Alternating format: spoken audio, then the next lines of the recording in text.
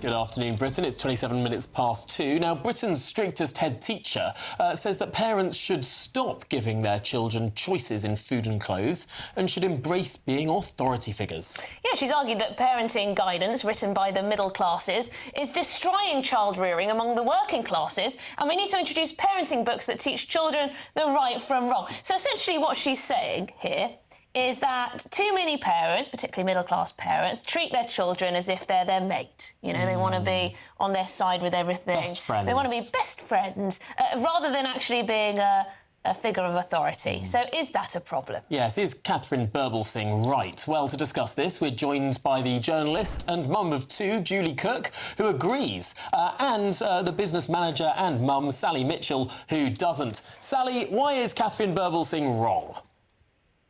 I don't see a problem with being both. Why can't you be a friend to your child and also a figure of authority? No one's saying that it's an easy ride bringing up a child, but I can assure you, being a mother of two older children, the relationship changes. And what they need less from you is that authority as they grow up, and more guidance, support, especially in this modern world. They need so much support.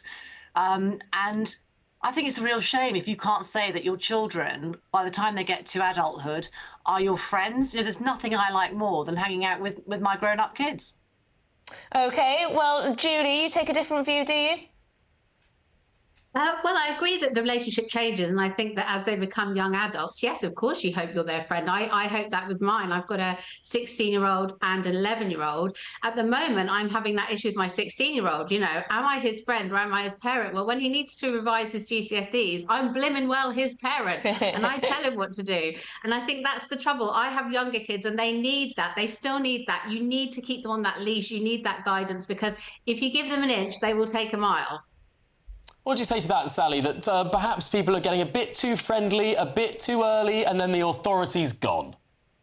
Well, I think every family is completely different, the dynamic, I have to say. But don't forget, there are families that are not made up of the classic nuclear setup. There are all sorts of pressures on the modern family. Sometimes one of the parents, biological parents, don't actually live in the home. So what do we say to that father or mother who is living elsewhere? If you're not present all the time to do the authority bit, what role is left for you? You have to be their friend, or it's a very nice position to be in. I think the head teacher is right in what she says in her article, that it's not the teacher's responsibility to teach basic things like toilet training or how to hold a knife and fork. That's not what they're at school for. And that is the responsibility of the parent. And maybe some parents don't have the time to do that. Maybe they're not interested. But that's about quality or non-quality parenting.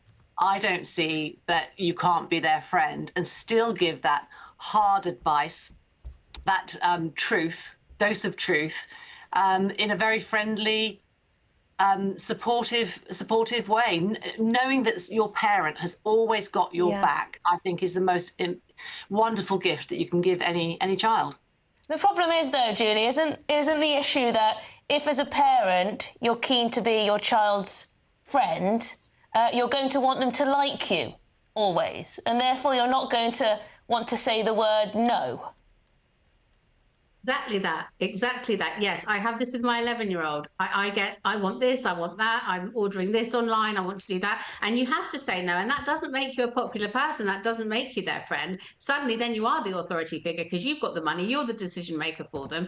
And I agree with pretty much 90% of what that wonderful headmistress says. I think she's amazing. I think everything she says should be, put in stone somewhere, because I think she's fantastic. But I agree, you can't bring up children unless you are the authority figure to some degree, because they look up to you and follow your guidance. I don't think you can be a friend and still steer them the right way all the time. That's the trouble.